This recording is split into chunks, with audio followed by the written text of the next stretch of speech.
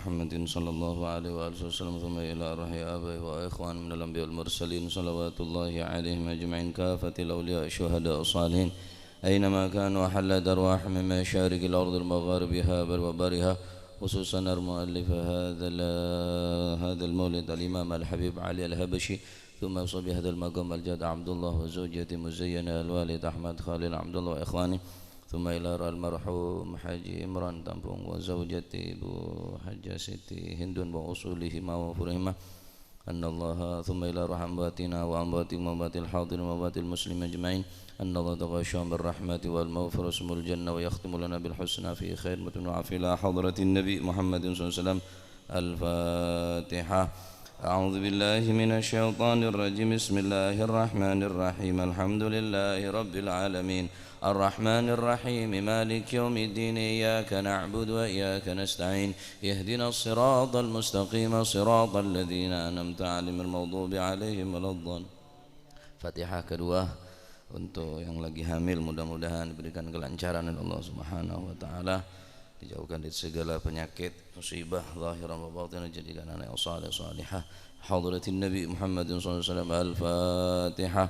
أعوذ بالله من الشيطان الرجيم. بسم الله الرحمن الرحيم. الحمد لله رب العالمين الرحمن الرحيم مالك يوم الدين إياك نعبد وإياك نستعين اهدنا الصراط المستقيم صراط الذين أنعمت عليهم غير المغضوب عليهم ولا الضالين آمين. بسم الله الرحمن الرحيم. إذا وقعت الواقعة ليس لوقعتها كاذبة خافضة رافعة إذا رجت الأرض رجا وبست الجبال بسا فكانت هباء منبثا وكنتم أزواجا ثلاثة فأصحاب الميمنة ما أصحاب الميمنة وأصحاب المشأمة ما أصحاب المشأمة والسابقون السابقون أولئك المقربون في جنات النعيم ثلة من الأولين وقليل من الآخرين على سرر موضونة متكئين عليها متقابلين يطوف عليهم بلدان مخلدون بأكواب وبارك وكأس من معين لا يصدعون عنها ولا ينزفون وفاكهة مما يتخيرون ولحم طير مما يشتهون وحور عين كأمثال اللؤلؤ المكنون جزاء بما كانوا يعملون لا يسمعون فيها لغوا ولا تأثيما إلا قيلا سلاما سلاما وأصحاب اليمين ما أصحاب اليمين في سدر مخضود وطلح منضود وظل ممدود وماء مسكوب وفاكهة كثيرة لا مقطوعة ولا ممنوعة وفرش مرفوعة إنا أنشأناهن إنشاء فجعلناهن بكارا عربا أترابا لأصحاب اليمين ثلة من الأولين وثلة من الآخرين وأصحاب الشمال ما أصحاب الشمال في سموم وحميم وظل من يحموم لا بارد ولا كريم إنهم كانوا قبل ذلك مترفين وكانوا يصرون على الحنث العظيم وكانوا يقولون إذا متنا وكنا ترابا وعظاما إنا لمبعوثون أو آباؤنا الأولون قل إن الأولين والآخرين لمجموعون إلى ميقات يوم معلوم ثم إنكم أيها الضالون المكذبون لآكلون من شجر من زقوم فمالئون منها البطون فشاربون عليه من الحميم فشاربون شرب الهيم هذا نزلهم يوم الدين نحن خلقناكم فلولا تصدقون أفرأيتم ما تمنون أنتم تخلقونه أم نحن الخالقون نحن قدرنا بينكم الموت وما نحن مسبوقين على أن نبدل أمثالكم وننشئكم فيما لا تعلمون ولقد علمتم النشأة الأولى فلولا تذكرون أفرأيتم ما تحرثون أنتم تزرعونه أم نحن الزارعون لو نشاء لجعلناه حطاما فظلتم تفكرون إنا لمغرمون بل نحن محرومون أفرأيتم الماء الذي تشربون أنتم أنزلتموه من المزن أم نحن المنزلون لو نشاء جعلناه جاجا قليلا فلولا تشكرون أفرتم النار التي تورون أأنتم أنشأتم شجرتها أم نحن المنشئون نحن جعلناها تذكرة ومتاعا للمقوين فسبح باسم ربك العظيم فلا أقسم بمواقع النجوم وإنه لقسم لو تعلمون عظيم إنه لقرآن كريم في كتاب مكنون لا يمسه إلا المطهرون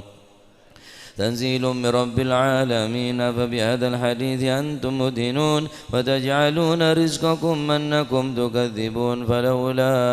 إذا بلغت الحلقوم وأنتم حينئذ تنظرون ونحن أقرب إليه منكم ولكن لا تبصرون فلولا إن كنتم غير مدينين ترجعونها إن كنتم صادقين فأما إن كان من المقربين فرح وريحان وجنة نعيم وأما إن كان من أصحاب اليمين فسلام لك من أصحاب اليمين وأما إن كان من المكذبين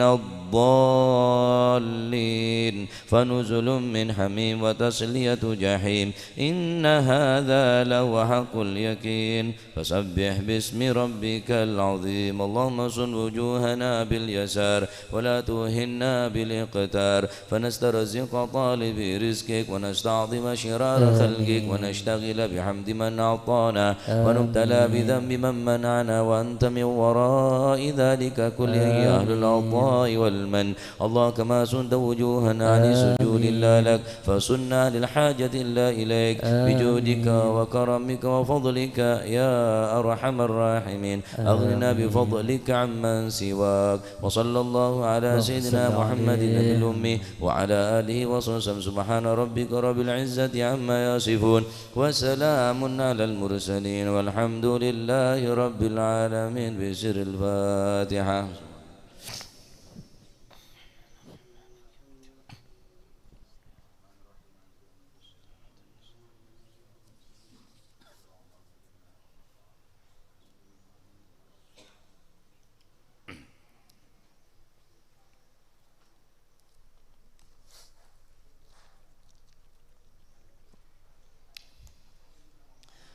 الفاتحة على من سلفنا الصالحون وعلى من وحبيبنا عليه الحبشي أن الله يغفر ذنوبنا ويستر عيوبنا ويشفي أمراضنا ويقضي حاجاتنا وحاجات المسلمين أجمعين أن الله يسر كل أمورنا أمور الدنيا والآخرة وإلى حضرة النبي محمد صلى الله عليه وسلم الفاتحة.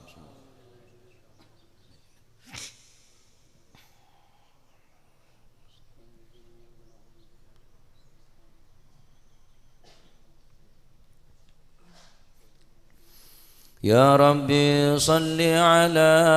محمد أشرف بدر في الكون أشرف يا ربي صل على محمد يا ربي صل عليه وسلم يا ربي صل على محمد أكرم داع يدعو إلى الحق يا ربي صل على محمد يا ربي صل عليه وسلم يا ربي صل على محمد المصطفى الصادق المصدق يا ربي صل على محمد يا ربي صل عليه وسلم يا ربي صل على محمد أهل الورى منطقا وأصدا يا ربي صل على محمد يا ربي صل عليه وسلم يا ربي صل على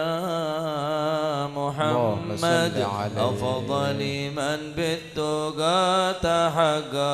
يا ربي صل على محمد يا ربي صل عليه وسلم يا ربي صل على محمد من بالسخاء والوفاء تخلى يا ربي صل على محمد يا ربي صل عليه وسلم يا ربي صل على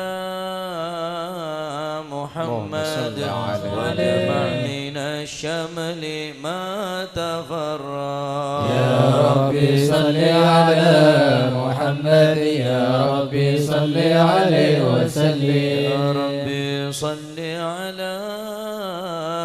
محمد وصل وسهل ما قد تعود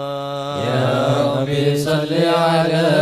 محمد يا ربي صل عليه وسلم يا ربي صل على محمد وافتح من الخير كل مغلق يا ربي صل على محمد يا ربي صل عليه وسلم يا ربي صل على محمد وآله ومن بالنبي تعلى يا ربي صل على محمد يا ربي صل عليه وسلم يا ربي صل على محمد وآله ومن للحبيب عشا يا ربي صل على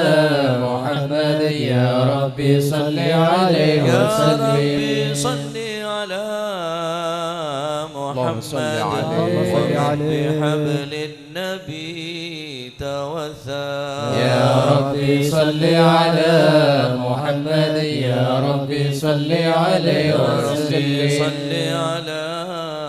محمد صل عليه يا ربي صل عليه وسلم يا ربي صل على محمد يا ربي صل عليه وسلم اللهم صل وسلم وبارك عليه. أعوذ بالله من الشيطان الرجيم بسم الله الرحمن الرحيم صلى الله عليه. إنا فتحنا لك فتحا مبينا صلى الله ليغفر لك عليه. الله ما تقدم من ذنبك وما تأخر ويتم نعمته عليك ويهديك صراطا مستقيما صلى الله عليه. وينصرك الله نصرا عزيزا صلى الله عليه. لقد جاءكم رسول من أنفسكم عزيز عليه ما عنتم حريص عليكم بالمؤمنين رؤوف رحيم صلى الله عليه. إن تولوا فقل حسبي الله حسبي الله لا إله إلا هو عليه توكلت وهو رب العرش العظيم صلى الله عليه. إن الله وملائكته يصلون على النبي صلى الله عليه. يا أيها الذين آمنوا صلوا عليه وسلموا تسليما اللهم صل وسلم وبارك عليه. السلام عليك زين الأنبياء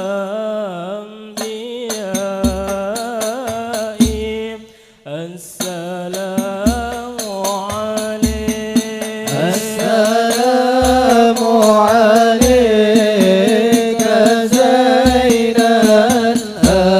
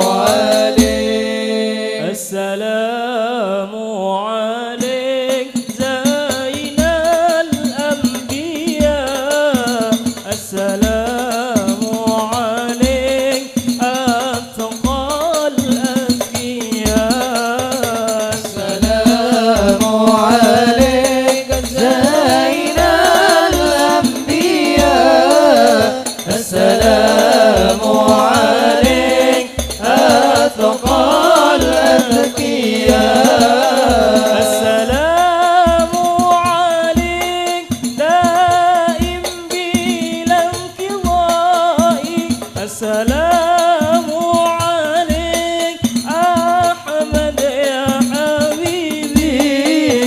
السلام عليك طه يا طبيبي السلام عليك السلام عليك السلام عليك زين الأنبياء السلام عليك أتقى الأتقياء السلام عليك يا خير الأنام السلام عليك يا بدر التمام السلام عليك يا نور الظلام السلام عليك السلام عليك السلام عليك زين الأنبياء السلام عليك أتقى الأتقياء اللهم صل وسلم وبارك عليه اللهم صل وسلم وبارك عليه وعلى آله. بسم الله الرحمن الرحيم. الحمد لله القوي سلطانه الواضح برهانه المبسوط في الوجود كرمه وإحسانه صلى الله عليه تعالى مجده وعظم شانه خلق الخلق لحكمه وطوى عليها علمه صلى الله وبسط له من عليه فيض المنة ما جرت به في أكداره القسمة صلى الله عليه وأرسل إليه مشرف خلقه وأجل عبيده رحمة صلى الله عليه إرادته الأزلية بخلق هذا العبد المحبوب صلى الله عليه فانتشرت آثار شرفه في عوالم شهادته والغيوب صلى الله عليه فما أجل هذا المن الذي تكرم به المنان صلى الله عليه هذا الفضل الذي برز من حضرة الإحسان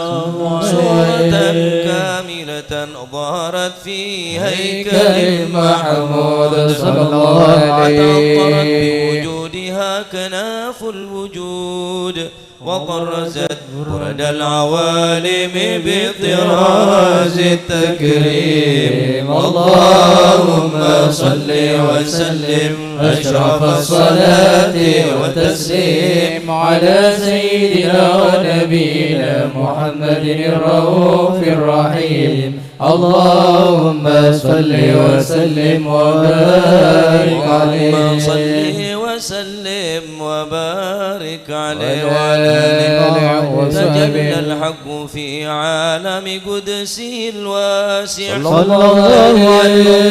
بانتشار فضله في القريب والشاسع صلى الله عليه وله الحمد الذي لا تنحصر أفراده بتعداد صلى الله عليه وتكراره بكثرة ترداد صلى الله عليه وبرز من عالم الإمكان صورة هذا الإنسان صلى الله عليه يتشرف بوجود الثقلان وتنتشر أسراره في الأكوان صلى الله عليه سر اتصل به قلب منيب إلا من سوابق فضل الله على هذا الحبيب صلى الله قلب عليه سروره قد توالى بحبيب عمن لنا من والا صلى الله عليه شرف الوجود بنور غمر الكون بهجته وجمالا صلى الله عليه فترقى في الحسن على مقام وتناهى في مجده وتعالى صلى الله عليه العيون فيما اجتلته بشرا كاملا يزيع الضلال صلى الله عليه ومن فوق علم ما قد رأت رفعة في شؤونه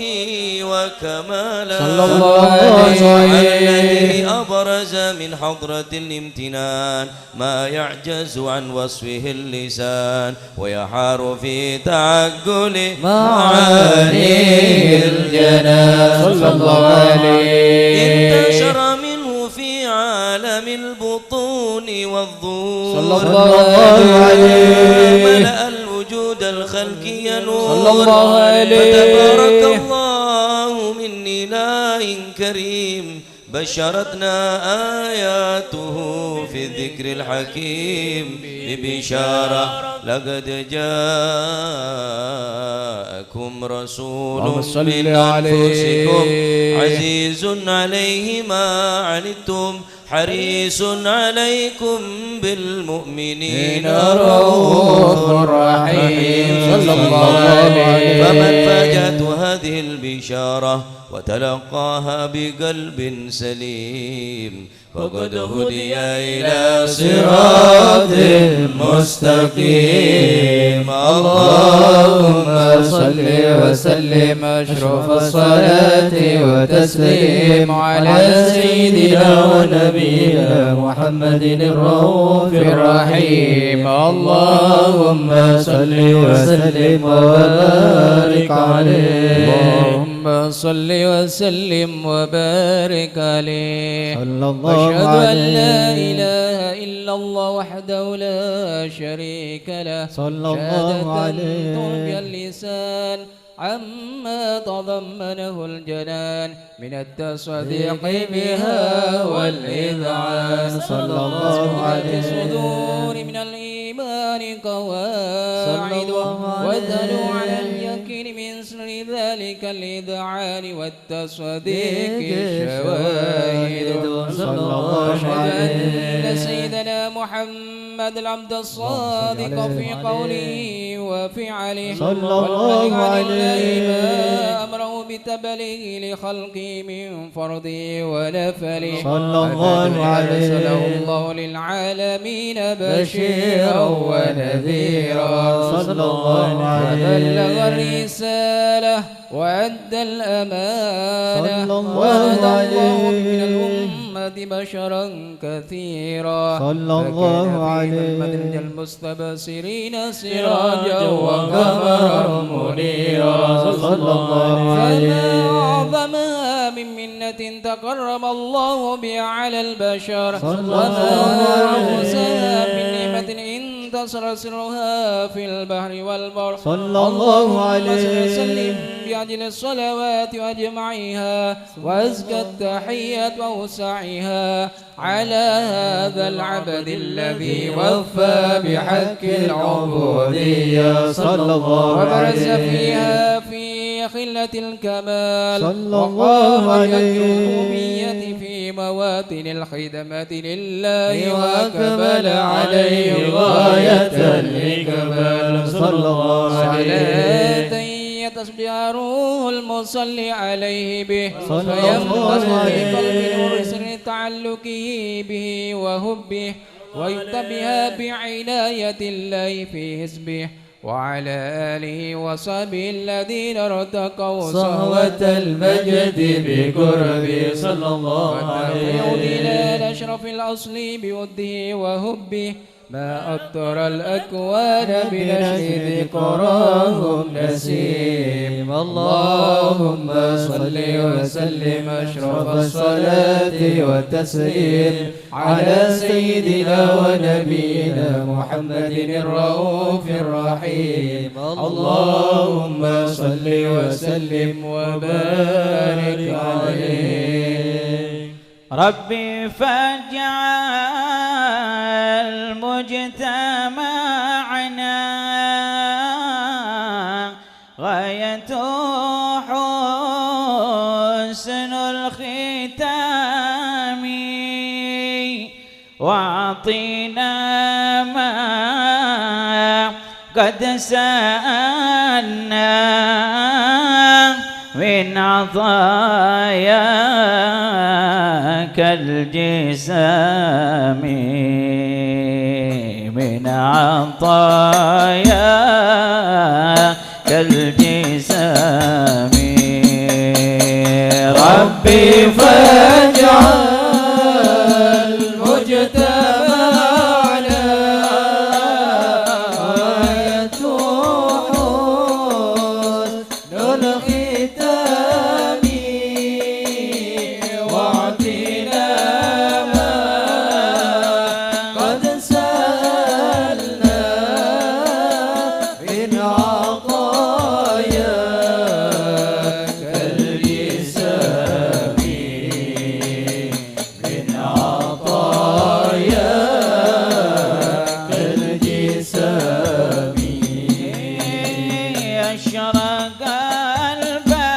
البدر علينا واختفى بدر التمام، مثل حسنه ما رأينا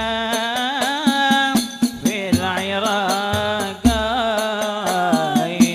وشام، في العراقين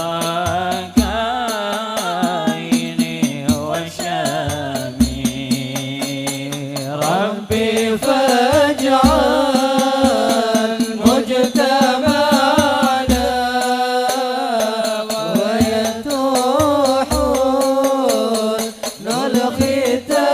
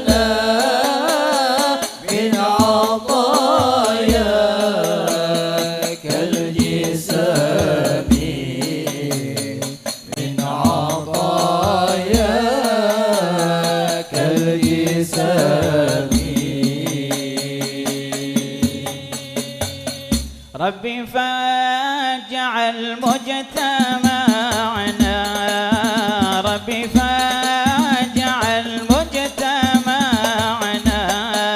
غايته حسن الختام غايته حسن الختام ربي فاجعل مجتمعنا ربي فاجعل مجتمعنا غايته حسن الختام غايته حسن الختام وله الشكر على ما قد حبانا من مواهب يا كريما يا رحيما جد وعجل بالمطالب ربي فاجعل مجتمعنا ربي فاجعل مجتمعنا غايته حسن الختام غايته حسن الختام قد شربنا من صفانا بك من على المشارب فلرب الحمد حمدا جل يحصيه حاسب ربي فاجعل مجتمعنا ربي فاجعل مجتمعنا غايته حسن الختام غايته حسن الختام يا جمالا قد تجلى بالمشارق والمغارب مرحبا أهلا وسهلا بك يا خير الحبايب ربي فاجعل مجتمعنا ربي فاجعل مجتمعنا غايته حسن الختام غايته حسن الختام مرحبا أهلا بشمس خافيات فيها الكواكب أهلا بشمس قد معت كل الغياهب ربي فاجعل مجتمعنا ربي فاجعل مجتمعنا غايته حسن الختام غايته حسن الختام من توجه نحو بابك ما رجاء من ذاك خائف واغفر ذنب عبد قد أتى نحوك تائب ربي فاجعل مجتمعنا ربي فاجعل مجتمعنا غايته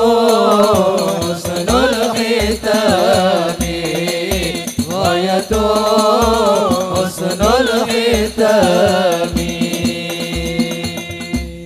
اللهم صل وسلم وبارك عليه اللهم صل وسلم وبارك عليه وعلى وعلى آله وصحبه. أما بعد فلما تعلقت إرادة الله بالعلم القديم صلى الله عليه بالتخصيص للبشر الكريم بالتقديم والتكريم صلى الله عليه نبتت القدرة الباهرة بالنعمة الواسعة والمنة الغامرة صلى الله عليه التصوير بالعالم الممتلك الكبير عن جمال مشهود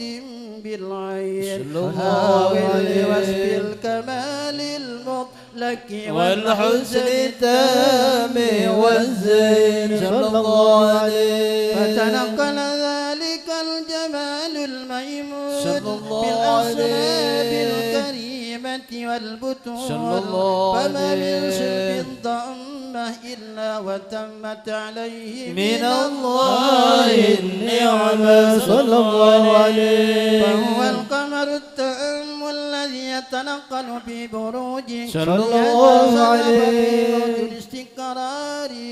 وموضع خروجه صلى وقد الله قضت عليه الأقدار الأزلية بمن قضت وأظهرت من سر هذا النور ما أظهرت وخصصت به من خصصت صلى الله عليه مستقره في الأسلاب الفاخرة صلى الله عليه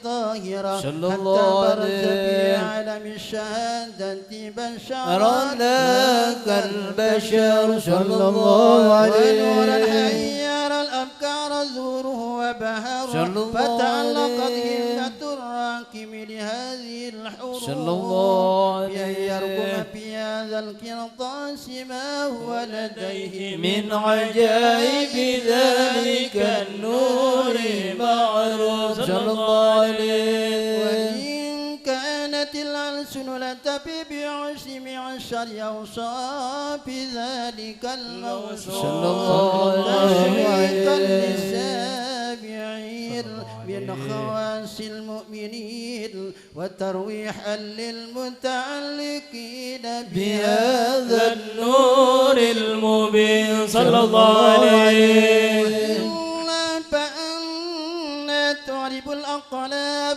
عن شؤون خير الأنام صلى الله عليه لا تضوير مهبته من شرف المخلوقين صلى الله عليه أكرم الله به بمولده من فضل الذي عم العالمين صلى الله عليه وبقيت رايته في الكون منشورة على مر الأيام والشهور والسنين صلى الله عليه التعلق بهذه الحضرة الكريمة ولاعج التشوق إلى سماء أوصافها العظيمة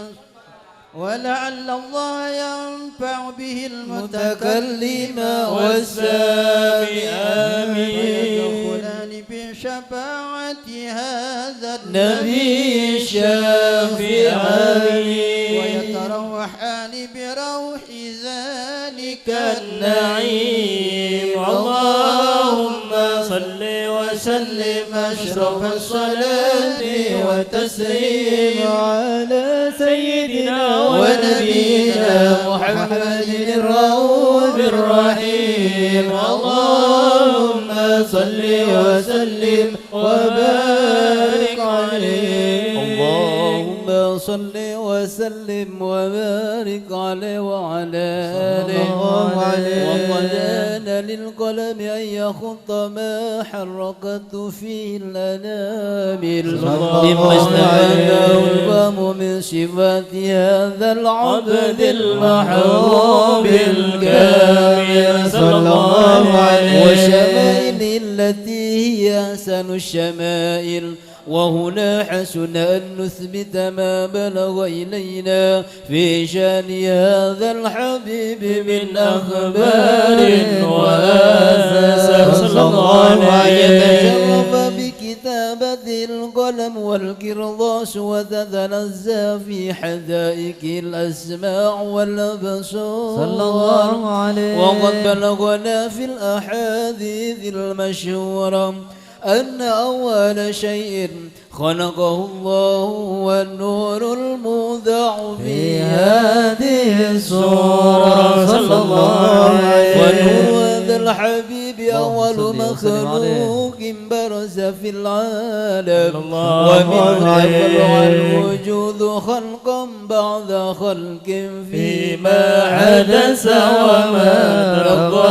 آدم صلى الله عليه وقد أخرج عبد الرزاق بسنده عن جابر بن عبد الله الأنصاري رضي الله عنهما قال قلت يا رسول الله بأبي وأمي أخبرني عن أول شيء خلقه الله قبل الأشياء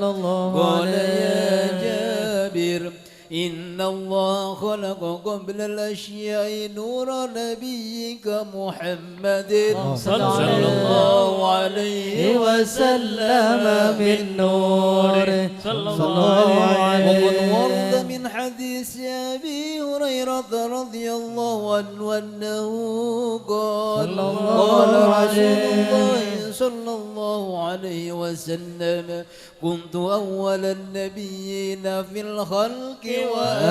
وآخرهم في البعث صلى الله عليه وقد تعددت الروايات بأنه أول الخلق وجودا وأشرفهم مولودا صلى الله عليه السعادة الأبدية لها ملاحظة خفية اختصت من شاءت من البرية بكمال الخصوصية صلى الله عليه وسلم فاستودع هذا النور المبين صلاب وبطون من شرفه من العالمين صلى الله عليه فتنقل هذا النور من صلب آدم ونوح وإبراهيم عليه السلام حتى أوصلت يد العلم القديم إلى من أسسه بالتكريم أبيه الكريم صلى الله عليه عبد الله بن عبد المطلب ذي القدر العظيم وأمي التي هي في المخاوف آمنة السيدة الكريمة آمنة فتلقاه صلب عبد الله فألقاه إلى بطنها صلى الله عليه فضمت وحشاءها بمعونة الله محافظة على حق هذه الذرة وصونها فعلت برعاية الله كما ورد عنا حملا خفيفا لا تجد له ثقلا الله عليه ولا نشكو من ولم ولا عللا حتى مر الشهر بعد الشهر من حمله وقرب وقت بروزي إلى عالم الشهادة لتنبسط على أهل هذا العالم فيوضات فضل وتنتشر فيه آثار مجده الصميم اللهم صل وسلم أشرف الصلاة والتسليم على سيدنا ونبينا محمد الرؤوف الرحيم اللهم صل وسلم وبارك عليه يا وارد الأنس والأفراح في السحر أزعت ما بفؤادي من لظى الكدر يا وارد الأنس والأفراح في السحر أزعت ما بفؤادي من لظى الكدر يا وارد الأنس والأفراح في السحر أزعت ما بفؤادي من لظى الكدر يا وارد الأنس والأفراح في السحر أزعت ما بفؤادي من لظى الكدر نشدتك الله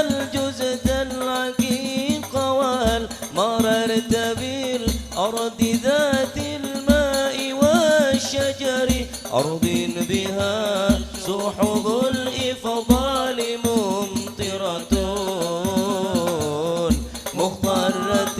الترب بالأعشاب والزهر يا وارد الأنس والأفراح في السحر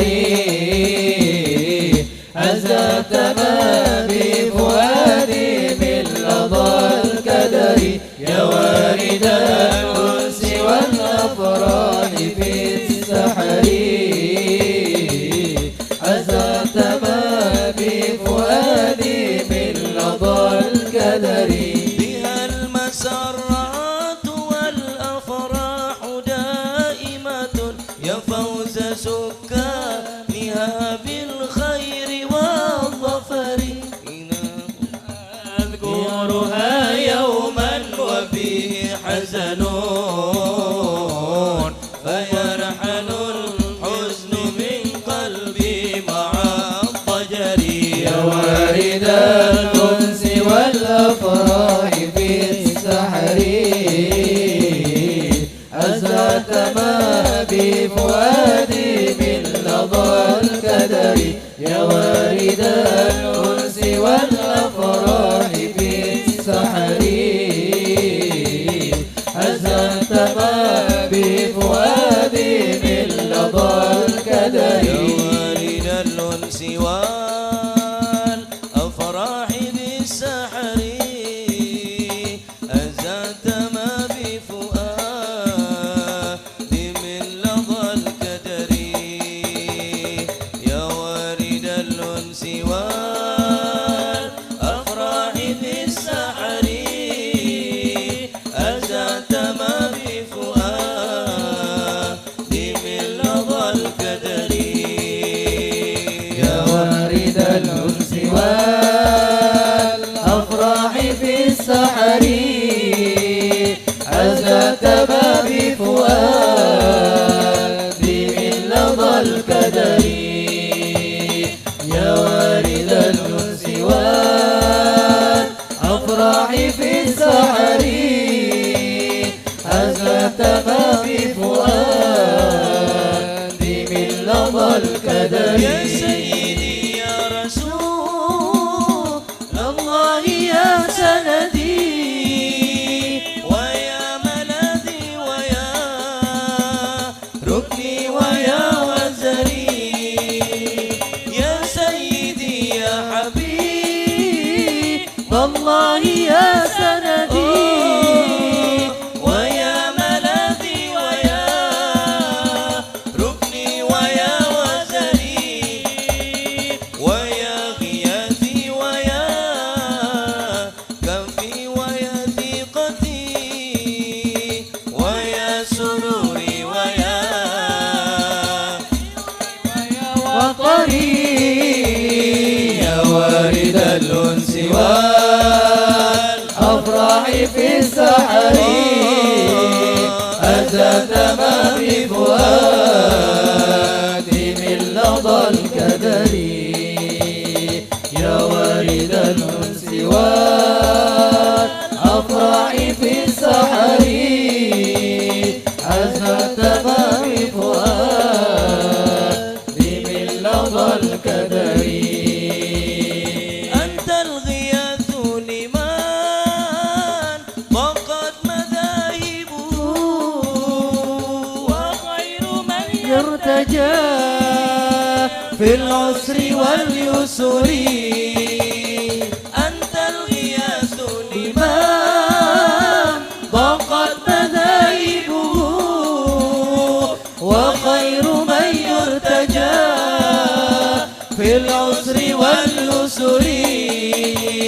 وأنت أكرم من في الكون والسبب الأقوى لنيل المنى والفوز بالظفر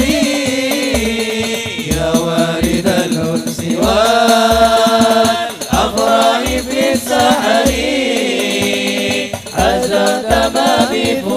بفؤادي من لظى الكدر يا وارد الأنس والأفراح في السحر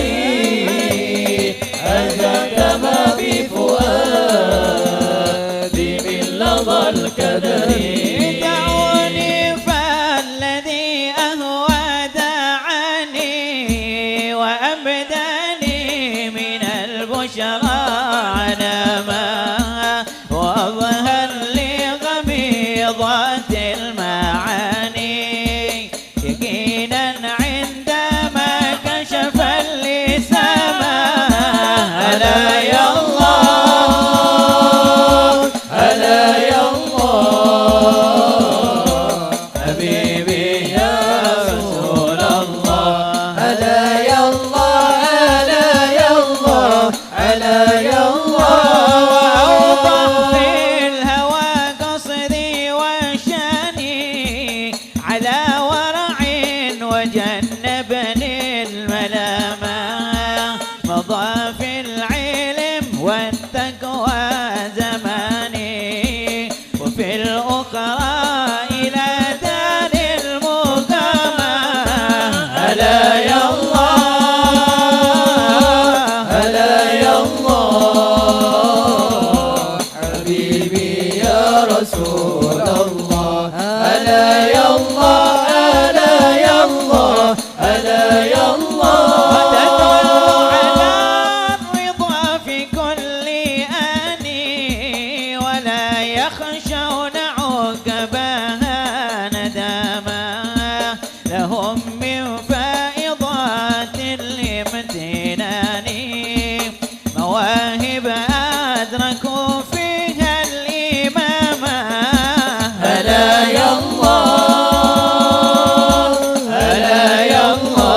الله حبيبي يا رسول الله ألا يا الله ألا يا الله ألا يا الله عسى معهم إلى دار الجنان وساكن النبي أهل الزعامة عسى معهم إلى دار الجنان وساكن النبي أهل الزعامة عليه الله صلى كل آن وآله ما سجع قمر الحمامة ألا يا الله ألا يا الله حبيبي يا رسول الله ألا يا الله ألا يا الله ألا يا الله صلاة الله على طه اليماني شفيع الخلق في يوم القيامة صلاة الله على طه اليماني شفيع الخلق في يوم القيامة ألا يا الله ألا يا الله حبيبي يا رسول الله ألا يا الله ألا يا الله ألا يا الله اللهم صل وسلم وبارك عليه اللهم صل وسلم وبارك عليه وضم عليك به هذه الدرة المكنونة والجوهرة المسونة والكون كله يصبي ويمسي في سرور وابتهاج صلى الله عليه هذا السراج والعيون متشوفة إلى بروزه متشوقة إلى التقاط جواهر كنوزه صلى الله عليه دابة لقريش نطقت بفصيل عبارة صلى الله عليه كمال البشارة وما من حمل حملت في ذلك العام إلا أتت في حملها بغلام من بركات وسعادة هذا الإمام صلى الله عليه والسماوات متضمحة بذر الفرح بملاقاة أشرف البريات صلى الله عليه في الخفاء إلى عالم الظهور بعد تنكله في البطون والدهور صلى الله عليه في الوجود بهجة التكريم وبسط في العالم الكبير مائدة التشريف والتعظيم ببروز هذا البشر الكريم اللهم اللهم صل وسلم أشرف الصلاة والتسليم على سيدنا ونبينا محمد الرؤوف الرحيم اللهم صل وسلم وبارك عليه اللهم صل وسلم وبارك عليه وعلى آله فحين قرب عن وضع هذا الحبيب صلى الله عليه السماوات والأرض ومن فيهن بالترحيب صلى الله عليه وأمطار الجود الإلهي على أهل الوجود تسيج وألسنة الملائكة بالتبشير للعالمين تعيش سبحان الله الحمد لله ولا إله إلا الله والله أكبر سبحان الله الحمد لله ولا إله إلا الله والله أكبر سبحان الله الحمد لله ولا إله إلا الله والله أكبر والقدرة كشفت قناع هذا المستور صلى يبرز الله نوره عليه كاملا في عالم الظهور نورا فاق كل نور صلى الله عليه وأوفز الحق حكمه على من أتم الله عليه النعمة الله عليه أمة يحضر عند وضعه أمة تأنيسا لجنابها المسعود ومشاركة لها في هذا السمات الممنون صلى الله عليه عليه توفيق الله السيدة مريم والسيدة آسيا صلى الله عليه من الحور العين من قسم الله له من الشرف بالقسمة الوافية فأتى الوقت الذي رتب الله على حضوره وجود هذا المولود صلى الله عليه فانفلق صبح الكمال من النور عن عمود وبرز الحميد المحمود مذعنا لله بالتعظيم والسجود صلى الله على محمد صلى الله عليه وسلم صلى الله على محمد صلى الله عليه وسلم اللهم صل على محمد ومولانا محمد عليه Khusyuk hadiraki Rasulullah ning atena para masyarakat rong Kanjeng Nabi khusyuk. أشرق الكون ابتهاجا بوجود المصطفى أحمد ولأهل الكون أنس يا رسول الله وسرور قد تجدد يا نبي سلام عليك يا رسول سلام عليك يا حبيب سلام عليك يا رسول الله صلوات الله عليك فاضربوا يا أهل المثاني فهزار اليوم غرد واستبيعوا بجمال يا رسول الله فقبل حسني تفرد يا نبي سلام عليك يا رسول سلام عليك يا حبيب سلام عليك يا رسول الله صلوات الله عليك لنا البشرى بسعد مستمر ليس ينفد حيث أوتينا عطاء جمع الفخر المؤبد يا نبي سلام عليك يا رسول سلام عليك يا حبيب سلام عليك صلوات الله عليك فلربي كل حمد جل أن يحسوره العال إذ حبانا بوجود المصطفى المصطفى الهادي محمد. يا نبي سلام عليك، يا رسول سلام عليك، يا حبيب سلام عليك، صلوات الله عليك. اللهم صل على محمد أهلا بك إنا بك نسعد، وبجاهه يا إلهي جد وبلغ كل ما آمين يا الله يا رحمن. البدر علينا من ثنيات الوداع، وجب الشكر علينا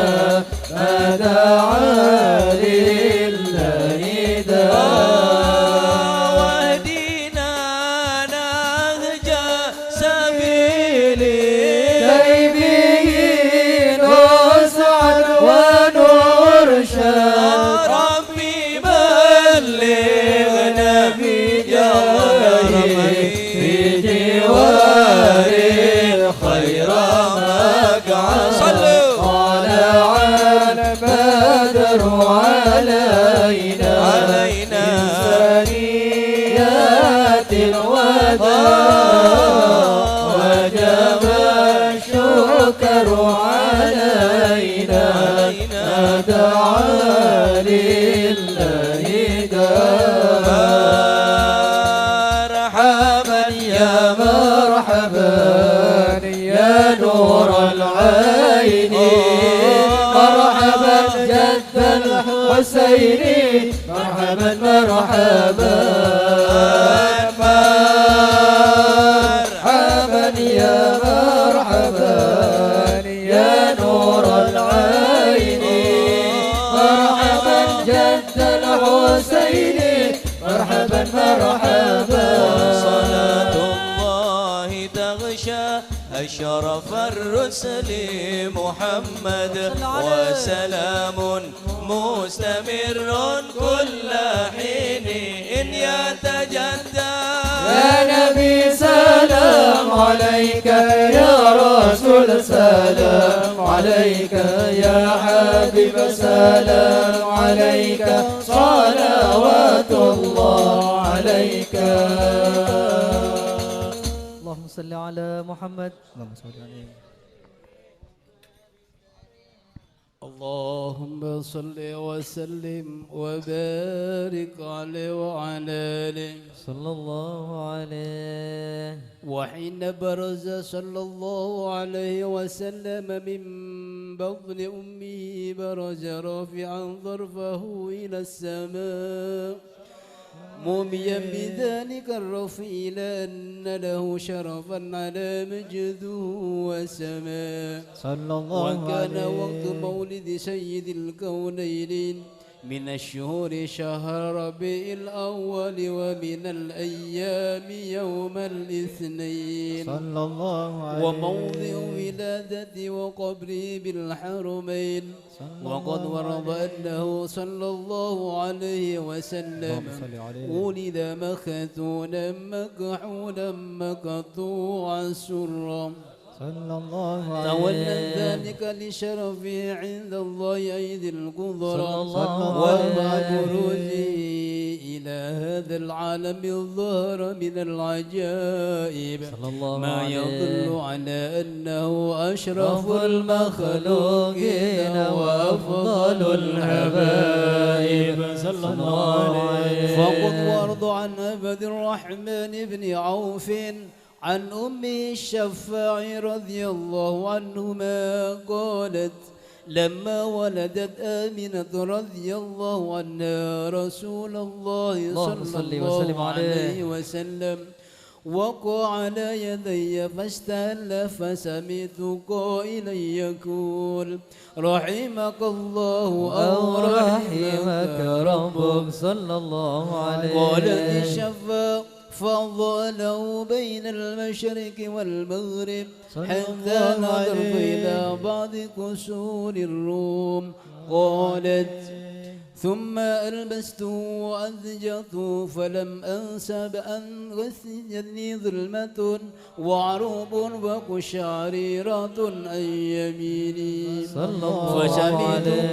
إلي يقول أين ذهبت به قال إلى المغرب صلى الله وسفر عليه ذلك عني ثم عاد وذني الرعب والظلمة والقشعريرة عن يساري صلى الله عليه قائلا يقول أين ذهبت به قال إلى المشرق صلى الله عليه قالت فلم يزل الحديث مني على بال حتى بعثه الله فكنت من أول الناس سلاما صلى الله عليه وكم ترجمت السنة من عظيم المعجزات وباهر الآيات البينات بما يقضي بعظيم شرفه عند مولاه صلى الله وأن عين عليه عنايتي في كل حين ترعاه وأنه الهادي إلى الصراط المستقيم اللهم صل وسلم أشرف الصلاة والتسليم على سيدنا ونبينا محمد الرؤوف الرحيم اللهم صل وسلم وبارك عليه صل وسلم وبارك عليه ولقد اتصف صلى الله عليه وسلم من محاسن الأخلاق بما تضيق عن كتابته بطون الأوراق صلى الله عليه وسلم أحسن الناس خلقا وخلقا وهو لهم إلى مكارم الأخلاق سبقا صلى الله عليه بالمؤمنين حلما ورفقا برا رعوفا لا يقول ولا يفعل إلا معروفا صلى له الله الرب السهل عليه واللحد المهتوي على المعنى الجزل إذا دعاه المسكين وأجابه إجابة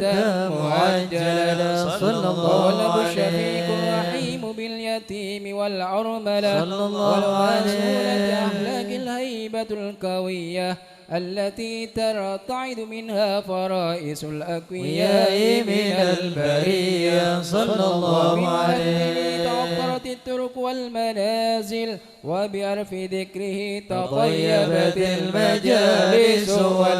والمحافل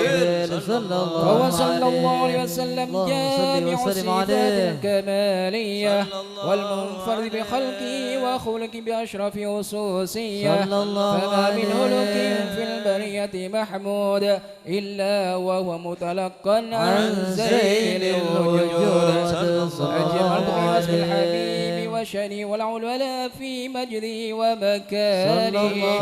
أوصف قد تعالى مجدها أخذت على نجم السهى بعيناني وقد انبسط القلب في تدوين ما أفاده العلم من وقاع مولد النبي الكريم وهداية ما أكرم الله بهذا العبد المقرب من التكريم والتعظيم والخلق العظيم صلى الله فأسن مني أن أمسك إنة الكلام في هذا المقام وأقرأ السلام على سيد الأنام السلام عليك أيها النبي ورحمة الله وبركاته السلام عليك أيها النبي ورحمة الله وبركاته السلام عليك أيها النبي ورحمة الله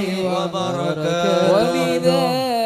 يحسن الختم كما يحسن التقديم فعليه أفضل الصلاة والتسليم اللهم صل وسلم أشرف الصلاة والتسليم على سيدنا ونبينا محمد الرؤوف الرحيم اللهم صل وسلم وبارك عليه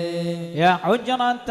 ضمت جمال محمد حويت كريما سيدا كاملا بدرا يا حجرة ضمت جمال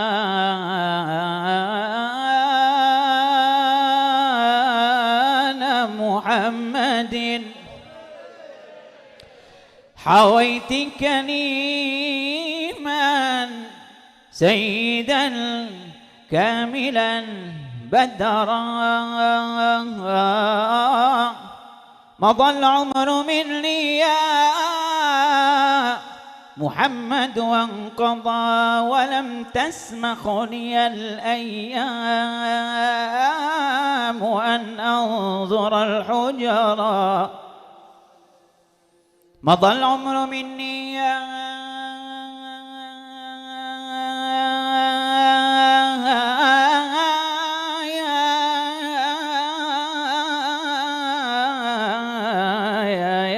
حبيبي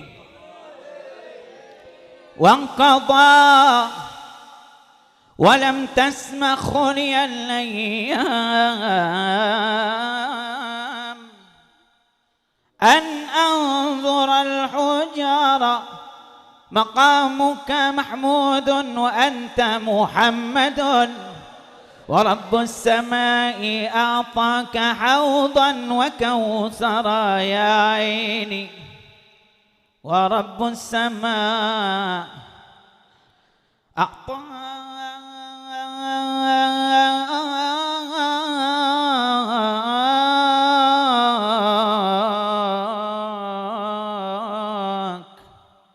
حوضا وكوثرا قد تمم الله مقاصدنا الله قد تمم الله مقاصدنا الله وزال منا جميع الهم وزال منا جميع الهم قد تمم الله مقاصدنا قد تمم الله مقاصدنا وزال منا جميع الهم وزال منا جميع الهم ببركة النور شافعنا الله الله ببركة النور شافعنا الله جود وفضله علينا عام جود وفضله علينا عام قد تمم الله مقاصدنا قد تمم الله مقاصدنا وزال منا جميع الهم وزال منا جميع الهم حاشا إلهي يخيبنا الله الله حاشا إلهي يخيبنا الله الله وله مواهب علينا جمال وله مواهب علينا جمال قد تمم الله مقاصدنا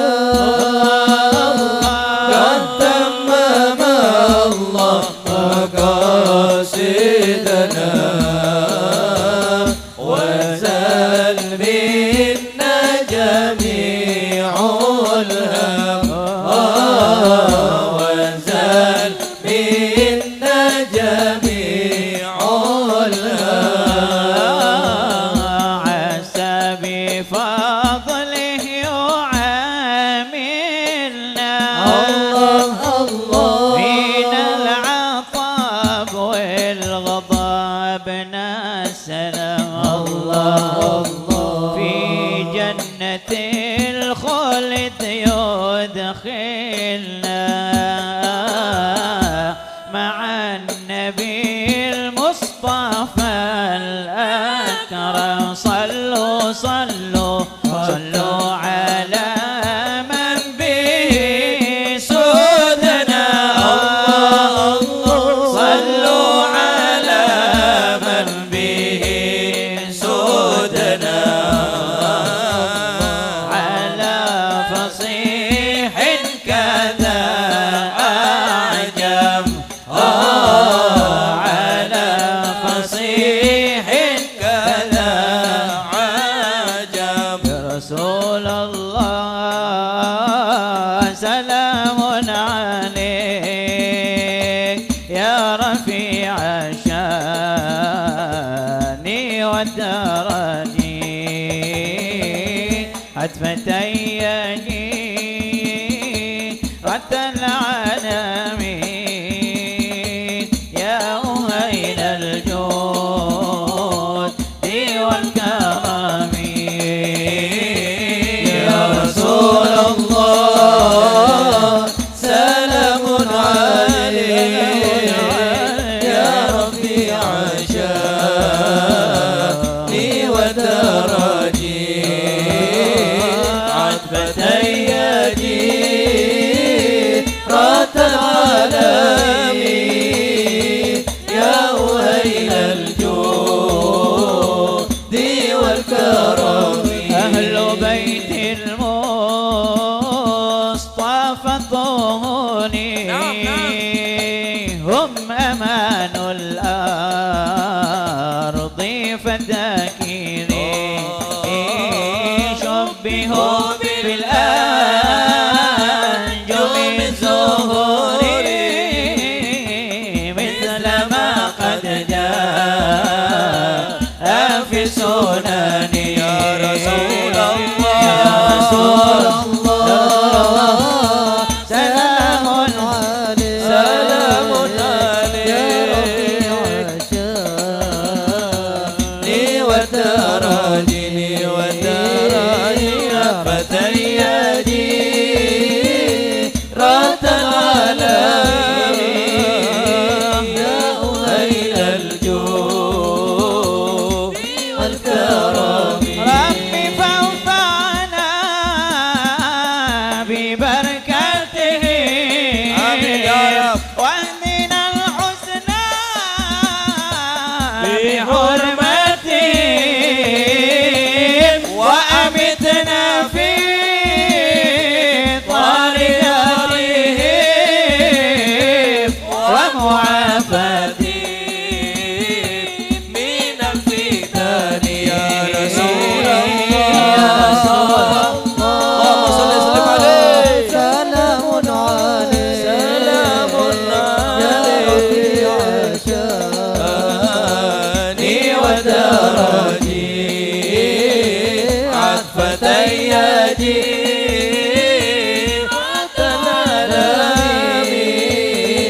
يا أهيل الجود والكرم ربي فانفعنا ببركته وعندنا الحسنى بحرمته وأمتنا في طريقتهم ومعافتهم من الفتن يا رسول الله سلام عليك يا رفيع شاني ودرجي عتفتي يدي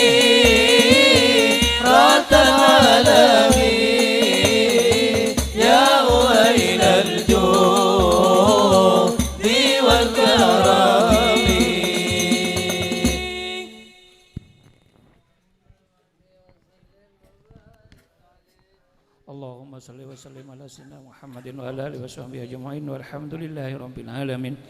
ولما نظم الفكر من درر الأصوات المحمدية عقودا توجهت إلى الله متوسلا بسيدي وحبيبي محمد صلى الله عليه وسلم أن يجعل سعي فيه مشكورا وفعلي فيه محمودا وأن يكتب عملي في الأعمال المقبولة وتوجهي في التوجهات الخالصة والصلات الموصولة. اللهم يا من إليه نتوجه الآمال فتعود ظافرة وعلى باب عزتي تحط الرحال وتوشى منه الفيوضات الغامرة نتوجه إليه بأشرف الوسائل لديك سيد المرسلين عبدك الصادق الأمين سيدنا محمد الذي أمت رسالته العالمين أن تصلي وتسلم على تلك الذات الكاملة مستودة أمانتك وحفيظ سرك وحميل راية دعوتك الشاملة الأكبر الأكبر المهمول والمخصص بالشرف الأفخر في كل موطن من مواطن القرب ومظهر قاسم امدادك في عبادك وسكك إرشادك لأهل بلادك سيد الكونين وأشرف الثقلين الأبد المحبوب الخالص المنصوص منك بأجل الخصائص. اللهم صل وسلم عليه وعلى آله وأصحابه وأهل أطرة به من أحبابه. اللهم إنا نقدم إليك يا هذا النبي الكريم ونتوسل إليك بشرف مقامه العظيم أن تلاحظنا في حركاتنا وسكناتنا بعين عنايتك وأن تحفظنا في جميع أدوارنا وتقلباتنا في جميع رعايتك وحسن وقايتك وأن تبلغنا في شرف القرب إليك وإلى هذا الحبيب غاية آمالنا وتقبل منا ما تحركنا فيه من نياتنا وأعمالنا وأن تجعلنا في حضرة هذا الحبيب من الحاضرين وفي طريق اتباعه من السالكين ولحقك وحقه من المؤدين ولعهدك من الحافظين. اللهم إنا لنتمنى في رحمتك الخاصة فلا تهرمنا وذنونا جميلة هي وسيلتنا إليك فلا تخيبنا. آمنا بك وبرسولك وما جاء به من الدين وتوجهنا به إليك مستشفعين أن تقابل المذنب منا بالغفران والمسيء بالإحسان والسائل بما سال والمؤمل بما أمل. وأن تجعلنا ممن نصر هذا الحبيب ووازر ووله وظهر وعم ببركته وشرف وجهته أولادنا ووالدينا وأهل كدرنا ووالدينا وجميع المسلمين والمسلمات والمؤمنين والمؤمنات في جميع الجهاد وادم راية الدين القويم في جميع الأقطار منشورا ومع الإسلام والإيمان بأهلها معمورا معنا وصورا. واكشف اللهم كربة المكروبين واقضي بين المدينين واغفر للمذنبين وتقبل توبة التائبين وانشر رحمتك على عبادك المؤمنين أجمعين واكفي شر المعتدين والظالمين وابسط الأدل بوالد الحق في جميع النواهي والأقطار وأيدهم بتأييد من عندك ونصر على المعاندين من المنافقين والكفار. واجعلنا يا رب في الحسن الحصين من جميع البلايا واجعلنا يا رب في الحسن الحصين من جميع البلايا واجعلنا يا رب في الحسن الحصين من جميع البلايا وفي الحسن المكين من الذنوب والخطايا. وادمنا في العمل بطاعتك والشرك بخدمتك قائمين وإذا توفيتنا فتوفنا مسلمين مؤمنين واختم لنا منك بخير أجمعين. وصل وسلم على هذا الحبيب المحبوب للأجسام والأرواح والقلوب وعلى آله وصحبه ومن إليه منسوب. وآخر دعوانا الحمد لله رب العالمين. فضلي سبحان ربك رب العزة عما يصفون سلام على المرسلين والحمد لله رب العالمين. حضرة النبي محمد.